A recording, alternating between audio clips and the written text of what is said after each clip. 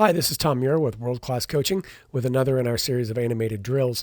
This week I have a futsal field here with our Planet Training software set up because during the winter months we're playing futsal. So I thought I would talk about the movement patterns that I use with my teams to help train them to move with each other and move relative to each other so that they can create options for the player on the ball.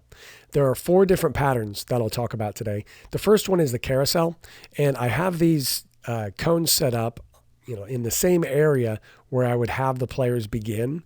And when I first do these patterns, I'll have the cones set out like this every time, or use the flat dots that you can use on an indoor court. Really nicely, they stay low and you don't have to worry about the ball hitting them and getting displaced.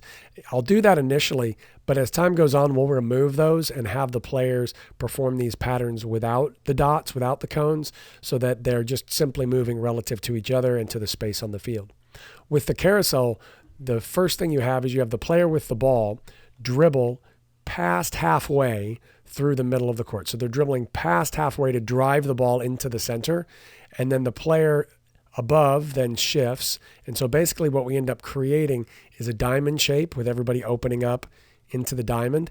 Then this player will then change direction with a move and then pass the ball back to the player where they came from. Now this player will drive the ball into the middle. As they drive into the middle, the players take the space left by the player movement and take up those same positions.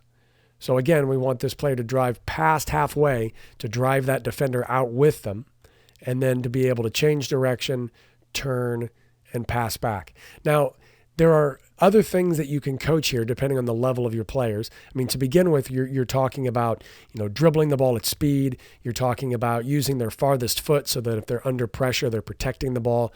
You're talking about facing the field as opposed to these characters. I know I haven't changed these guys as far as which direction they're facing, but just for simplicity's sake and economy of time, I'm keeping them facing those directions. So they drive in here and then make a good technical pass back to their teammate. Now, there's obviously other things that you can talk to the players about being with the player movement. So when a player is driving into this space, and now we have a player checking into the space that's left by them, we want this player coming a bit wider so that when they come wide and then everybody's moved into their respective places, I'll just flip them around simply just so we're all facing the right direction at least.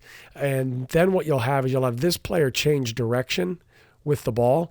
And as they pass back, we want this outside player moving toward the ball. So they've created space on the outside to run into.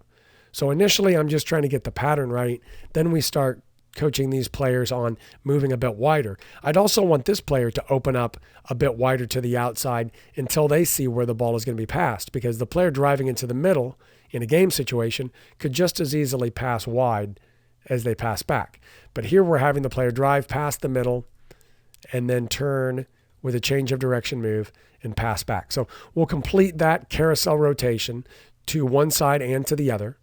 And just getting the players to understand that by driving into space, they create space for each other. So a really simple pattern to begin with.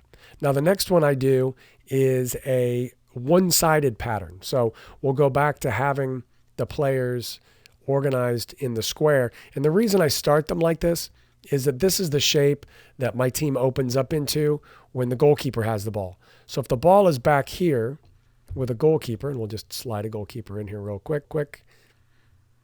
If they're back here with the ball and a goalkeeper, and we'll make that a different color and a whole lot smaller. So if the goalkeeper has the ball here, then the ball is going to be rolled out by the goalkeeper to one side or the other. And so when that ball is rolled out, that's when the pattern begins. So the ball's rolled out here, and then we start that pattern of driving and shifting into the open spaces. Now we'll do the rotation on one side. And so it's similar in that the ball gets played out wide, but now the ball is passed across the court to the teammate on the other side. When that ball is passed, the player that passed it moves to support the ball in the middle, and the player up high then drops back to support. Now, assuming that this player doesn't receive the ball, then they check out into the open space that was left by the player that came in. Now, again, the ball is shifted to the other side. This player then drives into the middle to check for the ball and potentially receive a diagonal pass. If they don't receive that diagonal pass, then they take the empty space left by the player that checked down to take up their spot in that lower corner. So we have that rotation continuing on one side and then on the other. And how this relates to the game is that if there's a pressuring player in front of this player with the ball, then they're going to switch the ball into that open space in order to move it away from the pressure. And obviously, if defenders open up so widely that they're marking us in these areas, then this type of diagonal run is going to find a player in the middle. So this is a functional pattern. It's not just a pattern of movement. It's definitely something that the players will see in the game. If we're able to play that ball diagonally there, then we're able to get forward with 3 players attacking from that position. If the ball isn't passed in there because a defender slides up from a position that was tucked in the middle and now we can't play in that area, then this player checking back to receive the ball becomes the most open player on the court, and then we can continue that pattern on the other side, moving the ball so that we move the defenders and eventually create openings where we can go forward. But right now we're just training that pattern of movement. In later exercises, we would add in defenders. We would build up to the point where we were attacking with 4 players against 1 or 2 and trying to build up in this manner and then go to goal so that the players see when it's the opportunity to go forward. But right now we're building the patterns. So that's a one-sided rotation pattern. Pass it wide, diagonal show into the middle, fill the space that was left behind, check back out because you don't receive the ball. So now we have another opportunity to make that rotation then on the other side. So that's the one side. The next pattern that we'll do is we'll do a pattern of movement with a give and go in the middle. So again, the ball's rolled out from the goalkeeper, okay, and then the ball is switched to the other side. When the ball is switched to the other side, the player diagonal from the ball checks into the middle to try to receive the ball and then have that same player make a run for the return pass looking for the give and go. Okay, so if that give and go is able to be played, then we'd be able to go forward and we'd be able to attack with 3 players and move up the field. But if that isn't possible, then, or in this pattern, let's say, if that is possible and the ball goes back to them, now this player needs to fill their open space on the other side. This player then needs to dribble the ball that they received down into this space. And in this pattern, then we have the players that pass the ball, follow their pass to that spot, and then they come back here. So right now we're just training the pattern, getting the players to understand the pattern of movement. So we're not worrying about going forward yet, but just getting the players moving. So now we have that same pattern start on the other side. And when you do that, you'll involve all of the players, but you'll involve them in different roles. So now the ball again is passed across, show diagonal, play it through, run through, receive it back on the give and go from the player in the middle, and then everybody fills. We fill into that space. This player checks out into the open space that was left by the player that checked diagonally.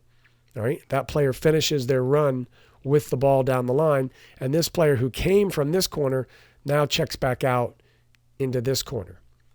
So this give and go pattern just gets the players moving and looking for each other on the diagonal. That's the real purpose of this one, is to get the ball switched, and then when they see the ball switched, to have this player that's farthest up the court be checking back in diagonally to support the ball so that then they can complete that give and go with the player on that side and get everyone else to see where the open spaces are to move into attack in this pattern. So this give and go pattern on the inside is a great one to get those forwards to check back diagonally and show for the ball. Now, the last one that I do is a give and go in the wide areas. And when we're doing this give and go in the wide areas, it's really more of a diamond setup. But when you come down to it, all of these moves, all of these patterns move into diamond setups as you go along, just relative to the ball. They're all in a diamond. So what we do with the outside give and go is we have the ball played wide, and then the player that played it makes the run through to try to complete the give and go. Now, in this pattern, we're not going to complete the give and go. Rather, we're going to have the player on the outside shift into cover and support the ball. So they're serving two roles. They're covering in case the ball is lost, but they're also supporting in case we want to pass the ball back and start over. And in this case, we do. We pass the ball back and we start over. But now we're going to shift the ball to the other side. We're going to switch it, and we're going to play to this wide player on the opposite side. And that's a functional activity. That's something you'll see in futsal, a ball being passed back to avoid the pressure and then switch to the other side. When it's switched to the other side, now this player is going to make their supporting run, and they're going to make it through into this space. So it's important that they make that diagonal run into that space as if they were going to receive the give and go. This player then drops to support into that space. And now this player fills the space left on the outside and keeps that diamond shape. So we just continue that pattern of passing and moving and starting over and supporting so that the players just get the idea of start over, switch the ball. When the ball is switched, then we run through in order to create a passing option. And then obviously this is moving defenders as we're doing this as well. And when we move defenders, we create those spaces for our teammates to fill in and try to receive the ball. So those are 4 simple passing patterns that you can do to train your players and give them options within the game of futsal in order to create movement, create options, and create attacking opportunities.